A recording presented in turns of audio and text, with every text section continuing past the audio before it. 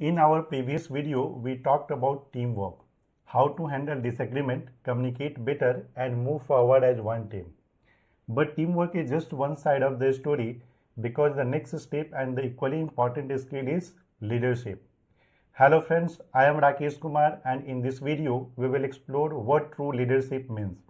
Not just holding a position, but taking initiative, guiding others, and making confident decisions when things are not clear. Because in every team, there comes a moment when someone has to step up to motivate, to take responsibility, and to lead with purpose. And that's exactly what interviewers look for when they ask leadership based questions. Now, leadership doesn't mean holding a position or having a title.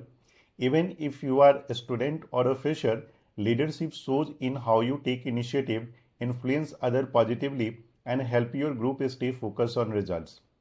Interviewers use leadership questions to understand three things: how you motivate others, how you handle responsibility, and how you make decisions when time is limited. So let's look at some of the most common leadership based HR questions and how answer them using the STAR method. But before we jump into our first leadership question, I'm sure most of you already know about the STAR method that we discussed earlier in the teamwork session. But if you just need a quick refresh, let's go over it again in detail. Because once you understand this framework deeply, you will be able to answer any HR question confidently and with perfect structure. Now, STAR is actually a simple framework that help you structure your answer better. It stands for S for situation, T for task, A for action, and R for result. Let's break this down step by step. With the first step is for situation. This is the background or context of your story. Here you explain what was happening in the project, the event, or the challenges you faced. Keep it short but specific. Think of it like setting the stage for the interviewer so they can picture the scenario. For example, you could say, during my final semester, our team had to organize a college level event within a tight deadline.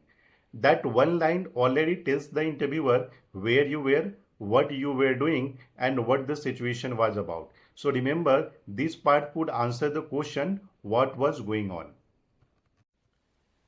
Next step is task. This part is all about your specific role in that situation. What exactly were you responsible for? What was expected from you? Not the whole team, but you as an individual. Think of it like this: the situation explains the background, but the task highlights your part in the story. It helps the interviewer understand your ownership and accountability. For example, you might say, I was assigned as the team coordinator and my responsibility was to manage all communications, allocate tasks, and make sure every deliverable was completed on time. So how that clearly defines your role, it shows direction, purpose, and that you understand what needed to be achieved. In simple words, this part answer what was your goal and what did you need to accomplish to move things forward. The next step is action. This is the most important and detailed part of your answer. Here you talk about the specific step you followed to solve the problem, manage the team, or achieve the goal. Focus on your individual contribution, not just what the team did, but what you personally did to make an impact. For example, I created a task plan, assigned responsibility based on everyone's strengths, and conducted daily follow-up meetings to keep everyone aligned. This shows initiative, problem-solving ability, communication, and leadership, all qualities interviewers love to see. Avoid using unclear lines like we work hard and did our best. Instead, use action verbs such as organized, planned, coordinated, analyzed, supported, or initiated. These parts simply answer what specific step did you follow and how did you put them into action. So finally, let's talk about what happened as a result of your action. What was the outcome of the situation? Did the project turn out to be success? Did the process improve because of your efforts? Or maybe things didn't go exactly as planned, but you still learned something valuable from the experience. The idea here is simple. Every action should lead to a meaningful result. It could be an achievement, a positive outcome, or even an important learning that help you grow personally or professionally. Be specific wherever possible. Use numbers, results, or appreciation you received. For example, you could say here, as a result, we completed the event 2 days before the deadline and received appreciation from our faculty for coordination and execution. And even if the outcome was not perfect, you might say, though we face challenges, I learned how to manage deadline more effectively. This part reflects your ability to evaluate outcomes, learn from the experiences, and stay positive, which show maturity, exactly what HR interviewers look for. It answers one simple question: what was the outcome and what did you learn from it? Alright then, now we have refreshed our STAR approach. Let's move on to our first leadership question and see how we can apply it in a real interview scenario. Question 1. Tell me about a situation where you had to lead your classmates on a project or events. What step did you take to motivate them? This question helps the interviewer understand how you take initiative and motivate others. Here you can structure your answer with the help of a STAR method. The situation part you can answer: in my final year of college, I was chosen to lead our class team for an inter-college business event. The challenges was the most of the members were hesitant and not confident about competing at a higher level. Task part simply you can answer: my role was to get everyone organized, motivated, and ready to deliver their best performance. And action part you can answer: I started by having a quick meeting to discuss everyone's strengths and interests. I divided tasks accordingly and set a small weekly goal to track progress. Whenever someone achieved a milestone, I made sure to appreciate them publicly to build confidence. I also encouraged open communication so no one felt left out.